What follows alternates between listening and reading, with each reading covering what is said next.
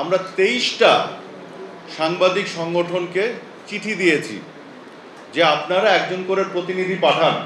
গণমাধ্যমের এই যে পরিবেশ, এখানে শৃঙ্খলা আনার যে বিষয়টা, এটা কিন্তু আমি বলিনি, এটা আমি বলছি না। আমি চাই উশৃঙ্খলই থাক, উন্মুক্ত থাক, আমরা ধরতেই চাই না। কিন্তু আপনারা বলেছেন শৃঙ্খলা আনতে, আপনাদের সাথে একমত হয়েছে, হয়ে বলেছি আপনাদের দাবির প্রেক্ষিতে এটা আমরা অ্যাড্রেস করব। ঠিক আছে না? এটা আপনারা চেয়েছেন, আমরা বলছি না। ঠিক আছে, আমরা মুক্ত, স্বাধীন, উন্মুক্ত এবং তার জন্য কিছুটা বিশৃঙ্খল থাকলে থাকুক, কিন্তু আপনারা শৃঙ্খলা আনতে চেয়েছেন, তার সাথে একমত হয়ে আপনাদের দাবিকে রেসপেক্ট করে আমরা বলেছি অ্যাড্রেস করব, আমরা শৃঙ্খলা আনার কাজটি করব আপনাদের দাবির প্রেক্ষিতে। ঠিক আছে, আজকে আমি বলবো শৃঙ্খলা আনতে চাই, কালকে আবার এটা হেডলাইন হয়ে পরের দিন বলবো এই তো গণমাধ্যমের টুটি চেপে ধরা। ওই ফাঁদের মধ্যে আমি পড়তে চাই না। ঠিক আছে, কাজে এটা আমরা বলছি না, নাম্বার ওয়ান। নাম্বার টু হচ্ছে যে গণমাধ্যম কর্মী আইনটা যখন হয়ে যাবে তখনই এটা মোটামুটি সব কিছু কাভার করে ফেলবে, কারণ এটা অনলাইন, ইলেকট্রনিক, প্রিন্ট সব কিছুই মোটামুটি কাভার করবে।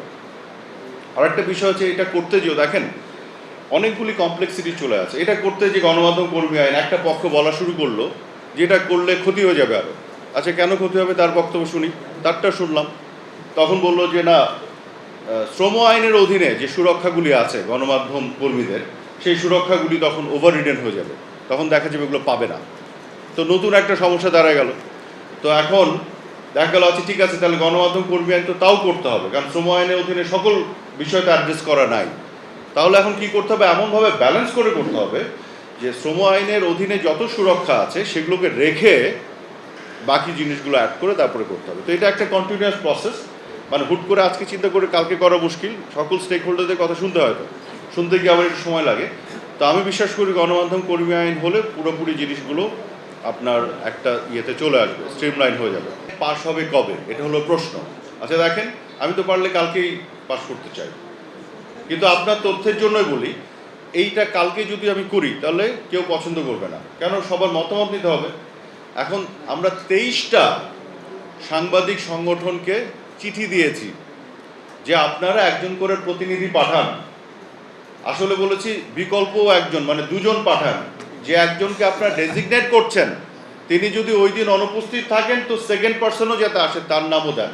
অর্থাৎ আমরা কিন্তু মত বিনিময় শুরু করেছি, সকলের বক্তব্য নেয়ার পরে তারপরে এটাকে আমরা আইনটাকে ফাইন টিউন করবো। এখন কি হয়েছে দেখেন, আপনাকে বলি, আমি তো দেখতে পাচ্ছি এই যে প্রশ্ন করে আর উত্তর শোনে না, প্রশ্ন করে শেষ, উত্তর শুনতে হবে না। হ্যাঁ, কি মেডিকেল এমার্জেন্সি? আচ্ছা আপনি শেষ করে নেন, তারপর উত্তর দিন। ও শেষ, আচ্ছা ঠিক আছে। তো আচ্ছা আবার একটু বলি তাহলে, 23টা সংগঠনকে পাঠিয়েছি চিঠি, তারপর আমি খোঁজ নিলাম যে আপনারা উত্তর পেয়েছেন কিনা। আমাকে জানানো হলো 6টা সংগঠন নাম পাঠিয়েছে, বাকিরা পাঠায়নি। আমি বললাম যে আবার চিঠি দেন, তাগাদা দেন। এক সপ্তাহ পরে খোঁজ নিলাম, বললো যে না বাকিরা এখনো পাঠায়নি। তারপর আমি কি করলাম জানেন, বললাম যে একটা মিটিং ডাকেন। ওই মিটিংয়ে আমার থাকার কথা না, যে কমিটি আছে, যে শাখা এটা দায়িত্ব নিয়েছে তার মিটিং করার কথা। আমি বলছি আমি নিজে থাকবো। তাহলে কি হবে, ওই 6টা সংগঠনকে নিয়ে যদি আমি থেকে মিটিং করে ফেলি, বাকিরা তখন বলবে না নাম পাঠাইতে হবে।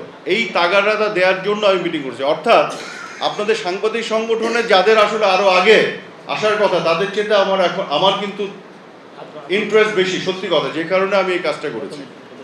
গত সপ্তাহে এই কারণে মিটিং করেছি, এখন কিন্তু সবাই মোটামুটি নাম দিয়ে দিচ্ছে।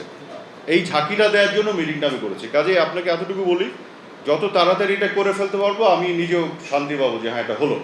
কাজে এখানে আমার দিক থেকে কোনো মানে দীর্ঘসূত্রিতা থাকবে না, এতটুকু বলবো।